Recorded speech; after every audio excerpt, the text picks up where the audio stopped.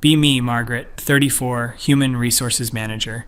Been in this position for 3 years now. Finally have the power to make real change in this male-dominated hellscape. My mission is clear. Dismantle the patriarchal structures that have oppressed women for centuries. Every day, I come to work knowing I'm fighting the good fight. These engineers think they can just do whatever they want because they're technical, not on my watch. Typical Monday morning, reviewing the employee handbook again. Need to add more inclusive language sections. Also working on mandatory bias training for all male employees. Honestly thinking we should make it quarterly instead of annual. Men just don't retain this information like women do. Walk past the break room and hear laughter. Always suspicious when groups of men are laughing. Usually means someone's being problematic. Decide to grab coffee and observe the dynamic. See David, 58, senior engineer, talking with a few younger guys. This guy has been here for over 2 decades. Classic example of how mediocre men get promoted through old boys networks. Sure, his performance reviews are excellent, but who writes those reviews? Other men, obviously. The whole system is rigged. As I'm pouring my oat milk latte, I hear David say something about coffee. I like my coffee like I like my debugging. Thorough and methodical. The other guys chuckle. My blood immediately runs cold. This is exactly the kind of coded language these men use. They think they're being clever, but I see right through it. Spend the rest of the day researching case law on hostile work environments.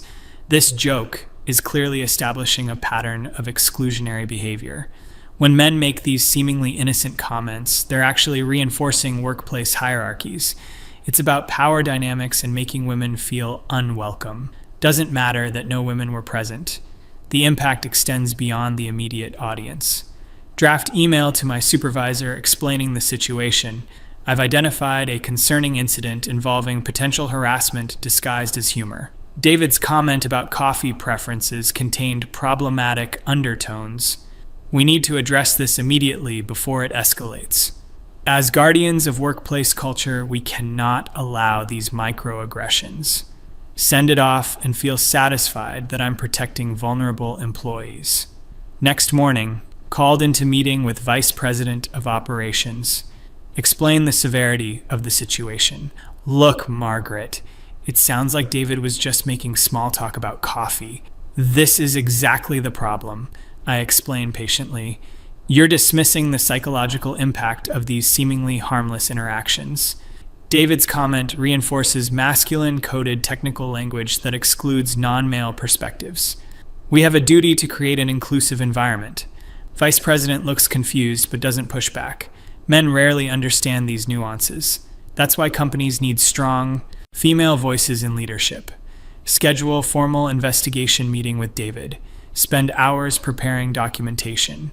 Research company policies on workplace conduct. Draft comprehensive report on hostile environment indicators. Bring David in for disciplinary hearing. He looks genuinely confused when I explain the allegations. Margaret, I was just talking about my morning routine with debugging code. The specificity of your language choices suggests underlying biases. I'm going to need you to explain why you felt comfortable making assumptions about coffee preferences. I was talking about my own coffee preferences. David, let's focus on the impact rather than intent. He tries to explain that debugging is a technical term, classic mansplaining behavior. I understand you think your technical background gives you authority here, but I'm trying to help you understand how your words affect others. Even when no women were present, these comments contribute to systemic exclusion. Document his defensive responses as evidence of deeper problems. Interview the other employees who were present. They all claim the comment was innocent. Obvious example of male solidarity protecting each other. Marcus, you need to consider why you're minimizing this incident. Margaret, David was literally just talking about coffee and work processes. That's your interpretation, but impact matters more than intent. We need to examine why you feel comfortable dismissing potential harassment. Compile final investigation report, 47 pages documenting the incident and broader patterns. Include analysis of how seemingly neutral language perpetuates discrimination. Recommend immediate termination for David. Failure to address this incident sends message that harassment is acceptable. David's long tenure cannot shield him from accountability. We must prioritize psychological safety over individual employment. Present findings to senior leadership team. Some pushback from old school executives. Margaret, don't you think termination is extreme for a coffee comment? This is exactly why these problems persist in our industry. We're either committed to inclusive workplace culture or we're not. Half measures enable continued discrimination, eventually get approval for termination. Call David into final meeting. After thorough investigation, we're terminating your employment effective immediately. Your comment violated our workplace conduct policy. Additionally, your defensive responses during investigation demonstrate lack of cultural alignment. He looks absolutely shocked. Margaret, I've been here 23 years. I was talking about coffee and debugging. Your inability to acknowledge the problematic nature of your behavior proves this decision is correct. Hand him termination paperwork and escort him out. Feel accomplished knowing I've sent clear message. Other male employees need to understand there are consequences. Post. On company Slack about commitment to inclusive culture, leadership took swift action to address recent workplace conduct issues. We will not tolerate behavior that undermines our values. Several female employees react with thumbs up. A few weeks later, receive legal paperwork. David filed wrongful termination lawsuit, asking for $4.7 million in damages. Includes claims of age discrimination, gender bias, wrongful termination. Absolutely ridiculous. This is exactly how the patriarchy fights back when women assert authority. Schedule meeting with company lawyers. Legal team seems nervous about the case. Margaret, can you walk us through your documentation process? Show them my comprehensive investigation file. Did David receive progressive discipline before termination? The severity of the incident warranted immediate action. Progressive discipline enables continued problematic behavior. Lawyers exchange worried glances. Margaret, several witnesses say David was discussing debugging methodology. Witness testimony often reflects unconscious bias. My training in workplace dynamics allows me to identify subtle discrimination. We cannot rely on bystander accounts to determine harassment. Provide them with research on microaggressions and coded language. Lawyers look increasingly uncomfortable. Months of depositions and discovery. David's attorney keeps asking about my decision-making process. Ms. Margaret, how did you determine this coffee comment was harassment? My expertise in workplace culture allows me to recognize harmful patterns. The specific language choices revealed underlying biases. Impact on workplace environment supersedes individual intent. Stand firm in my testimony. Opposing counsel presents employee surveys about workplace culture. 94% of employees rated environment as positive and inclusive. This data is irrelevant to the specific incident. Employees often don't recognize microaggressions due to normalization. My role involves identifying problems others might miss. They show David's performance reviews, 23 years of excellent ratings. Performance reviews reflect systemic bias toward male employees. Company lawyers suggest settlement discussions. Absolutely not. Settling sends message that discrimination claims have merit. David's lawsuit is an attempt to silence feminist leadership. We need to fight this to protect other women in similar positions. Lawyers explain potential costs and risks. Sometimes principle matters more than money. Discovery phase reveals my email communications. Opposing attorney reads my messages about dismantling patriarchal structures. These emails demonstrate clear gender-based bias against male employees. My advocacy for workplace equality is not bias. Fighting discrimination requires identifying problematic behaviors. They quote my message, finally have power to make real change in this male-dominated hellscape. This language shows discriminatory intent. Trial begins and David's attorney presents timeline. Shows his 23-year employment history with 0 incidents. Highlights his mentorship of female engineers. Presents character witnesses including women he supervised. Ms. Margaret, you terminated a 58-year-old man for discussing coffee and debugging. I terminated an employee whose behavior violated workplace conduct standards. The debugging explanation is post hoc rationalization. Jury looks skeptical during my testimony. Explain how coded language perpetuates discrimination. Describe impact of seemingly innocent comments on workplace culture. Even unintentional harassment creates hostile environment. My training allows me to identify these subtle forms of discrimination. David's attorney asks about my specific qualifications. Describe my human resources certification and workplace diversity training. Company president testifies about financial impact. David was lead engineer on 3 major projects. His termination delayed client deliverables by months, cost company significant revenue and reputation damage. Personnel decisions must prioritize workplace culture over short-term profits. Protecting vulnerable employees justifies temporary business disruption. Judge asks about progressive discipline policy. Explain how immediate action was necessary. Jury deliberates for only 2 hours. Verdict: company liable for wrongful termination. Awarded David full $4.7 million in damages. Additional punitive damages for age and gender discrimination. Courtroom erupts as verdict is read. Feel sick watching David award his attorney. This is exactly how the legal system protects while privilege. Company executives furious about verdict. Called into emergency meeting with Chief Executive Officer. Margaret, this lawsuit is destroying our company. We followed proper investigation procedures. The jury obviously didn't understand the complexities of workplace harassment. We may have to eliminate the entire human resources department to pay this judgment. Sometimes, standing up for what's right has costs. Local business journal covers the story. Tech company pays millions after firing engineer over coffee comment. Article portrays me as overzealous and David as victim. Typical media bias supporting male narratives. Story goes viral on social media. Comments section full of misogynistic attacks on feminism. Exactly what I expected from patriarchal society. Company announces elimination of human resources department. My position terminated along with 3 others. Chief Executive Officer explains cost-cutting measures necessary after lawsuit. This decision demonstrates how discrimination lawsuits harm innocent employees. Margaret, your employment is terminated effective immediately. The ironical thing is other employees lost jobs because of your judgment. Walk out with banker's box feeling vindicated. Difficult finding new human resources position. Potential employers keep asking about the lawsuit. Can you describe your decision-making process in the David situation?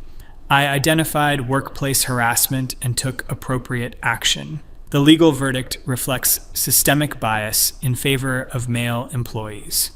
I stand by every decision I made to protect workplace culture. Interviews consistently end without offers. 6 months later, still unemployed, savings running low and considering retail work. Former colleagues avoid me at industry networking events. David apparently found new job within weeks of lawsuit settlement.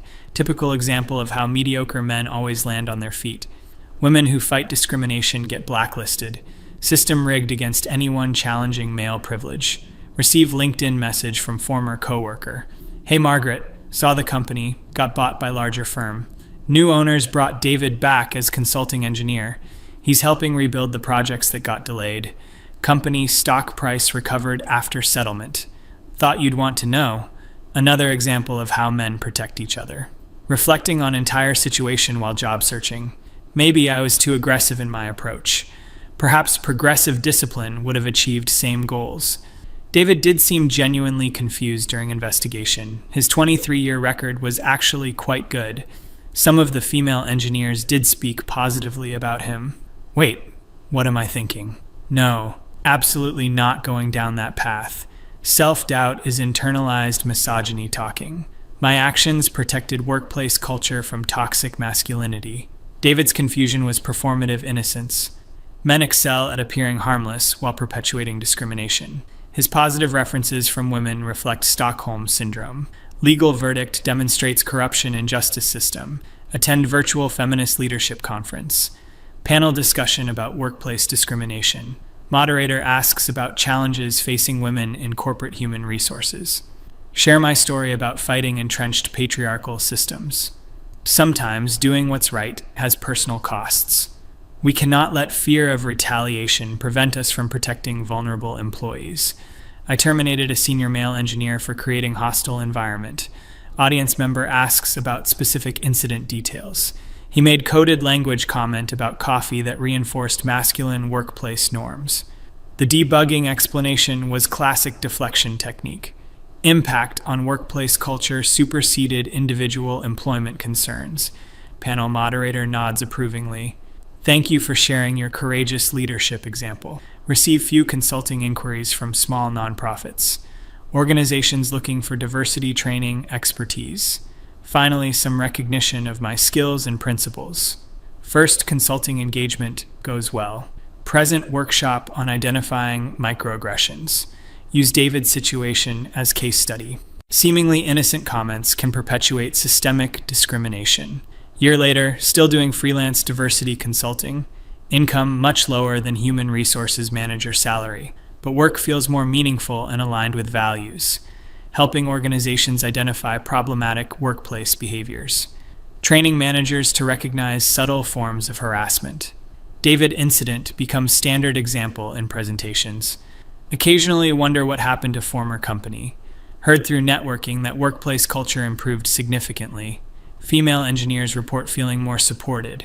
Company implemented comprehensive mentorship programs. New human resources team focuses on positive culture building. Obvious that my groundwork enabled these improvements. Run into former colleague at coffee shop. Oh hey, Margaret. How's the consulting going? Explain my important work fighting workplace discrimination. That's great. Hey, did you hear David got promoted to senior technical advisor? He's been mentoring our new female engineers. Actually initiated program pairing senior engineers with junior staff. Really popular with everyone. Feel frustrated hearing about David's continued success. Typical example of how problematic employees get rewarded. His mentorship program probably perpetuates paternalistic dynamics. Female engineers think they appreciate his guidance, but they're internalizing masculine approaches to technical work. Subtle forms of discrimination disguised as helpfulness. Decide to write comprehensive case study about incident. Title: Identifying Coded Language in Technical Workplace Harassment. Describe David's comment in my investigation process. Analyze how debugging terminology reinforces masculine workplace culture. Explain importance of immediate action over progressive discipline. Conclude with lessons about fighting entrenched discrimination. Submit case study to several human resources journals. Received multiple rejections citing insufficient evidence. Analysis lacks supporting documentation for harassment claims. Investigation methodology appears to violate due process standards, typical gatekeeping by male-dominated academic establishment. My lived experience as feminist leader obviously threatens their worldview. 5 years later, established successful consulting practice. Specialize in helping organizations identify subtle workplace discrimination. Regular speaking engagements at diversity conferences. David incident remains central example in presentations. Sometimes protecting workplace culture requires difficult personnel decisions. We cannot let fear of legal retaliation prevent necessary action. Occasionally Google David's name out of curiosity. Find article about engineering mentorship program he developed. Program has 89% retention rate for female engineers, significantly higher than industry average. Quote from female participant: David taught me to see debugging as creative, problem solving. His patience and encouragement made me confident in technical discussions. Clearly, these women don't recognize internalized misogyny. David's mentorship approach perpetuates paternalistic workplace dynamics. Women think they're being empowered, but actually accepting masculine frameworks. His patience and encouragement maintains hierarchical power structures. Female engineers need feminist mentorship, not technical guidance from older men. Attend 10-year conference reunion for industry professionals. Surprised to see several former co-workers in attendance. They seem initially uncomfortable when they notice me. Approach group to discuss evolution of workplace culture. I heard the company implemented comprehensive diversity programs. Obviously, my early work laid foundation for these improvements. Former colleague looks confused. Actually, Margaret, Most changes happened after the lawsuit. Leadership realized our culture needed work. David's situation was wake-up call about due process. New human resources team focuses on positive interventions rather than punitive actions. Female engineers report highest job satisfaction in company history, frustrated by their inability to recognize my contributions. My termination of David sent clear message about accountability. Fear of similar consequences motivated leadership changes. Sometimes catalyst events are necessary for systemic improvement. Colleagues exchange uncomfortable glances. Margaret, maybe we should agree to disagree on this one. Walk away feeling vindicated about long-term impact. My actions created positive change, even if others don't recognize it. David's termination forced company to examine problematic culture. Subsequent improvements prove my original assessment was correct. Workplace harassment requires immediate decisive action. Recently celebrated 10 years in diversity consulting. Built reputation as expert in identifying subtle workplace discrimination. Regular keynote speaker at feminist leadership conferences.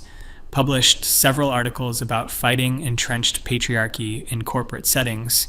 David case study remains most popular workshop example. Sometimes reflect on alternative approaches I could have taken. Perhaps coaching David about appropriate workplace language. Maybe progressive discipline with mandatory sensitivity training, possibly mediated discussion about impact of coded technical language. But no, those approaches enable continued discrimination. Decisive action was necessary to protect vulnerable employees. Received LinkedIn message last week from unknown sender. Hi Margaret, I'm a junior engineer at David's new company. Wanted to thank you for your workplace advocacy. Your case study helped me identify microaggressions in our environment, planning to file complaint about senior engineers' coffee-related comments. Your example gave me courage to speak up. Feel proud that my work continues inspiring young feminists. Next generation understands importance of holding men accountable. Workplace harassment takes many forms and requires constant vigilance. My termination of David serves as blueprint for necessary action. Sometimes fighting discrimination requires personal sacrifice. 20 years later, still consulting on workplace culture issues. David incident remains central teaching example. Presented case study to over 10,000 human resources professionals. Helped countless organizations identify problematic employee behaviors. Created systematic approach to addressing coded language harassment. Never regretted terminating David despite personal costs. Protecting workplace culture requires courage and moral clarity. Men will always resist accountability through legal intimidation. Feminist leaders must be prepared for retaliation. My actions saved countless women from hostile work environment. Occasionally wonder what David is doing now, probably still perpetuating masculine workplace norms. Men like him never truly changed their fundamental attitudes. His mentorship programs likely maintain paternalistic dynamics. Female engineers think they're being helped, but actually being indoctrinated. Final reflection on entire experience. Terminating David was necessary and morally justified.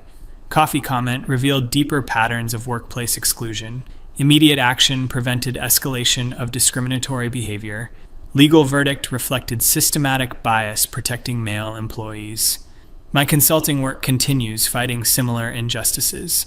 Stand by every decision made during investigation. David's termination sent clear message about accountability. Workplace harassment requires zero-tolerance approach.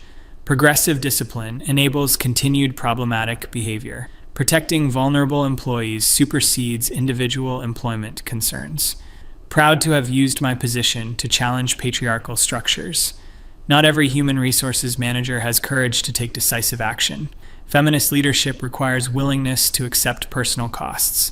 My example inspires other women to fight workplace discrimination. David Case demonstrates importance of immediate intervention over incremental change.